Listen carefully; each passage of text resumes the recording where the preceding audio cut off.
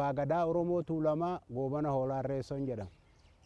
Ijoollee bultiin nagaa, ijoollee bultiin nagaa, nagaa nageenyaa ititu nageenya waaqa lafa haa qabu. Oromoonni kallattii afran jirtan Oromoon Booranaa, Oromoon Gujii, Oromoon Karrayyuu, Oromoon Maccaa, Oromoon Tuulamaa, Oromoon Ituu Hambannaa afran qalloo, Oromoon Booranaa kan biyya keessa jirtan, kan biyya alaa jirtani baga qophii gaammee yookaan chaanaalii gaammee hundeeffama hoggaa sadaffaatiin isin gahe maatiin daa'immanii maatiin akkasumas immoo leelliftoonni daa'immanii baga hundeeffama qophii gaammee chaanaalii hoggaa sadaffaatiin nagahan isin gahen jedha. Daa'imti yoo naamusaan guddatte yoo sadarkaa urmiisiisanitti haga dabballee seentutti gaafa dabballee seentulleen waan barattutu jira daa'imni. Kana Oromoon darbii dabarsiin barsiise beektaa gaafa kuusaa seentulleen gaafa foollee seentulleen gaafa raaba qondaala taatulleen sadarkaadhaan Oromoon qaroominni Oromoo waan akkanaaf barsiise. Kanaafuu daa'imman tun immoo yoo bu'uurarraan baratin yoo bu'uurarraa waan kanan qabatin alnaamusummatti guddatti akka barbaadde akka feetee dubbattutti dubbumti arraba namaa tanaan dubbatan wanta badduutu jira. Daa'imti sanfaa safeeffatti yoo kana keessa hulluuqxee dhufte jechaadha. Kanaafuu akkasitti daa'imti baratuun akkasitti daa'imti sammuu qaratuun waan guddaadha jedhee tajaajila. Sabni tokko duudhaa fi safuusaa qaba. Dhalootarraa kaasee waarratee dhalata gaafa dhalatu dhalti namaa kun wanna keessa darbu qaba. Amma gaammee jechuun gaammeedhaa gadi wanna jirutu jira dhala namaa keessatti. Maal jedhamti daa'imti takka gaafa dhalattu malqaqa jedhamti. Daa'ima malqaqa jedhama. Daa'imni sun kallattumaan gara gaammeetiitti dhufu jecha. Kallattumaan amma gaammee jenna nu. Daa'imti takka gaafa dhalattu daa'ima malqaqa jedhan. Gaafa immoo malqaqummaa san dabartee ijjattee deemte immoo ijjattee haadharraa xiqqoo achi siqxee qeera deddeemuu eegalte immoo daa'ima mannafaree jedhan. Gaafa achirra dabartu immoo gaammee taati jecha. Gaammee taati. Waa baratuu jalqabdii qeerra deemuu jalqabdii. Gaammee guduruun hin biqilfamaa fi gaafas gaammeetti dhufti jechaadha. Kanaafuu daa'imti kallattumaan gaammeetti hin seentu. Kanaafuu gaammee jechaan sadarkaa urmiin daa'immanii keessa jirtu jechaadha. Hanga ammaatitti wanti hin tuqamin wanta amma tuqe kana. Daa'ima malqaqaa fi mannafaree sanii gaditti jira jechuudha. Daa'immanii fi uumama keessatti dhalti namaatuun waan keessa baatu qabdi jedhee jira durattis. Gaammee hoggattoo ta'an wanna uumama hawaasa san keessa jiru waan maatii san keessa jiru waan biyyi sun itti jiru baratti jechaadha daa'imti sun. Chaanaaliin kun amma gaafa sirni gadaa Oromoo harkatti laafee riphee wanti akkasitti kalee darbii dabarsiin Oromoon daa'ima barsiisu suni hin laafe faana laafe jechaadha. Wanti sun waan dagatamee jiruuf immoo amma immoo chaanaalii gaammee kana OBN itti yaadee qopheessuun dhaloota qaruuf duudhaa fi safuu kalee Oromoon keessa darbe san hubachiisuuf yaada akka argattu daa'imti godhuuf chaanaaliin kun banamuun baay'ee kan nama gammachiisu baay'ee kan gaammee sararatti galchu jechuudha. Kan sarara isaa qabachiisu. Maqaan kiyyaa haadha siinqee Zawdituu Getaachoon jedhama. Haadha siinqee aanaa da'aati Tuulamarra jechaadha. OBN gaammeen banamuun daa'ima keenya dhiisii nullee waa baay'ee irraa baranne. Gadaan sirni keenya kan dadhabee ijoolleen teenya oduu durii ka'ee akkanatti safuu akkanaa baratanii har'a akkanatti waan gaariirra geenyayyu. Hoo ijoolleen tun ta'anii sirna kana eebbifatan, hoo sirna gadaa kana tajaajilan nullee wajjin teenyee barachaa turre jechaadha. Maaliif daa'imti safuu qabdu, daa'imti aadaa qabdu, daa'ima eebbattaati. Biyyaafilleen, gosaafilleen warri safuun bulu, warri sirni gadaa safuudhaan bula. Aadaa qaba, ijoolleen abbaa gadaa, ijoolleen haadha siinqee, ijoollee safuuti. Kana gini hundeechitanii har'a daa'ima teenya tana nu tajaajiluun unkaan daa'ima dhiisi waan nu hanqate nulleen irraa barachaa jirra. Baay'ee nu gammachiisa. Maaliif eebbi daa'imta eebbistulleen ajaa'iba nama jechisiisa. Nu warri gugurdaan kunu akkasitti waan kana sirreessinu jechaadha. Eebba baranii, sirna gadaa baranii, aadaa ofii baranii, duudhaa ofii baranii, sirni kun jajjabaateet dhaloota dhufutti nu dabarsitanii jechaadha. Fuuldurumatti illee sirni keenya kun calaqqisee miidhagee dhaloonni har'a taa'etoo sirna kana baratu kun waan guddaarra nu ga'ee sirna gadaa kanallee nu calaqqisee safuudhaan bula. Nagaa biyyaatilleen eegee safuu haadhaa, safuu hangafaa, safuu quxisuu eegee bula jechaadha. Kanaaf baay'ee nutti tole, baay'ee sin galateeffanna, baay'ee nu gammachiise sirna kana ijoolleen teenya taa'anii nu barachiisa. Hundumaa teenyatu malaalla. Maaliif wanni daa'ima sila namatti toluuf keechan kun immoo gizee hunda sagantaa kana nani hordofaa jira. Baay'ee natti tole. Baay'ee bakka dhaloota seenaan kun ega nu dabre, ega safuun keenya dhaloota dhufutti nu dabre, nus dadhabbiin keenya safuu kana guddisnee dhaloota dhufuuf dabarsuuf. Kanaan dura baay'ee nu jalaa dadhabe, baay'ee nu jalaa kufe.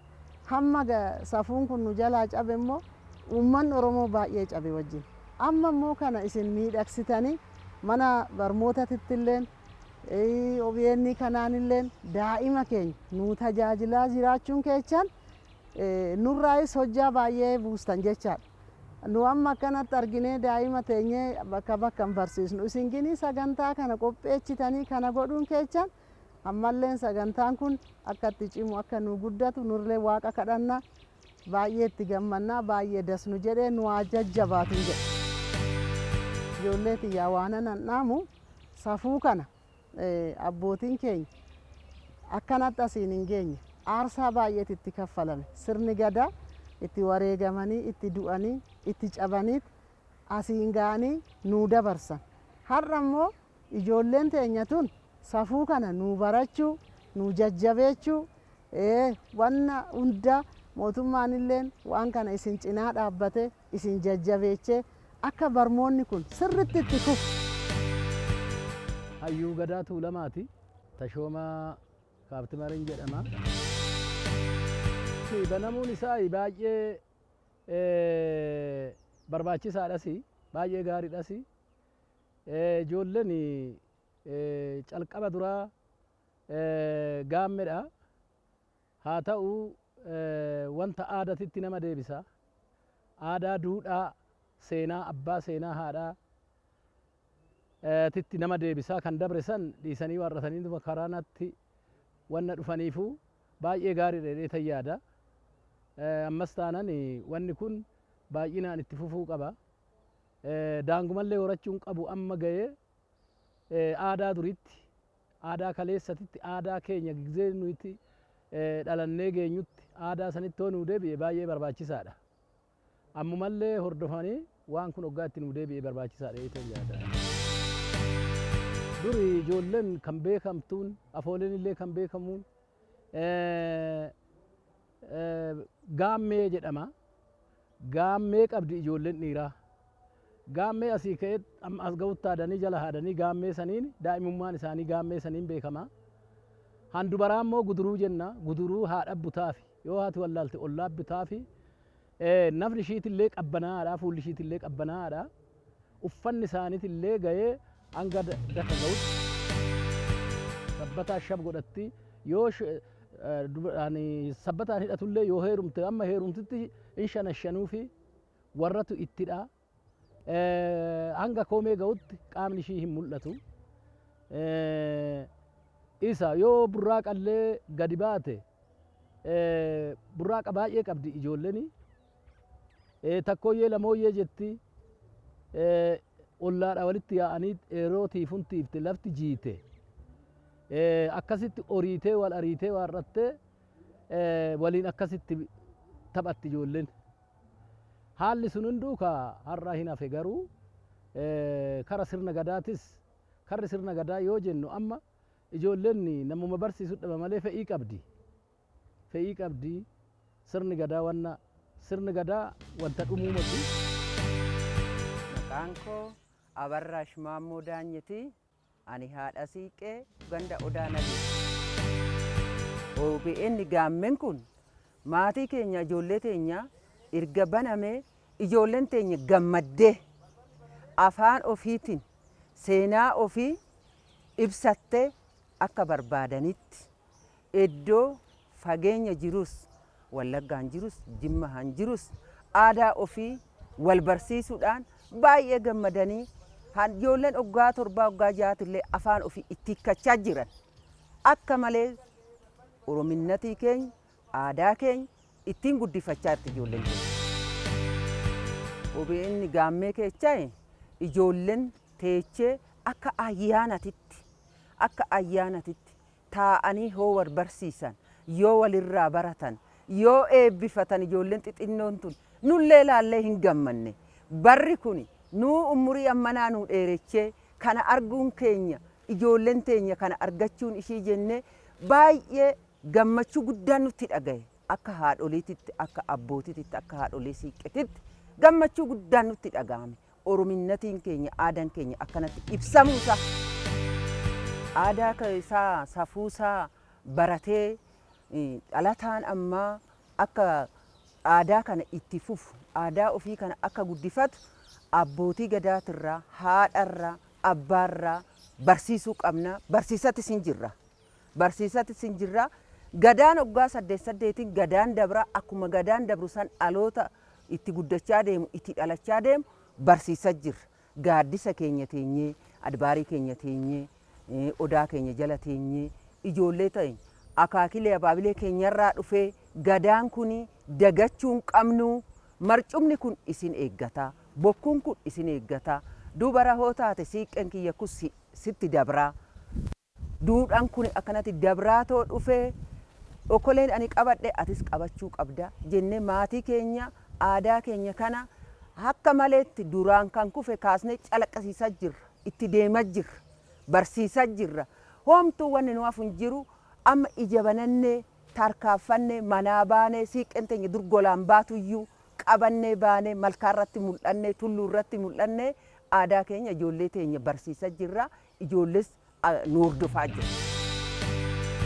Wanni kun amma isaa yaadatee balbala kana manee fi maatiin keenya akkanatti baratee afaan ofiitiin kan fageenya jiru kan Hamboo jiru kan Wallagga jiru kan Arsii jiru hunduu lixa bakka hundaa jiru wal argee wajjiniin ergaa kana walii dabarsuu kan itti cimanii fuulduratti kan kana caalu itti deemuu qabanii orominnatiin keenya aadaan keenya gadaan keenya seerri keenya akka oromiyaatitti akka Itoophiyaatitti akka oromiyaatitti seenaa kana argachuu kootiif ittan gammadaa nus ijoollee teenya hin barsiisna malkaatti tulluutti odaatti hundumaa kadhannee hunduu akka nuu baratu hanammeenya assaabu kara gaariitti akka nuu dhufu guddina akka nuu argatan kan baratu akka nuu baratu hundumaa kadhachaa jirra sabni Oromoo ammallee fuulduratti haa ce'uun jedha.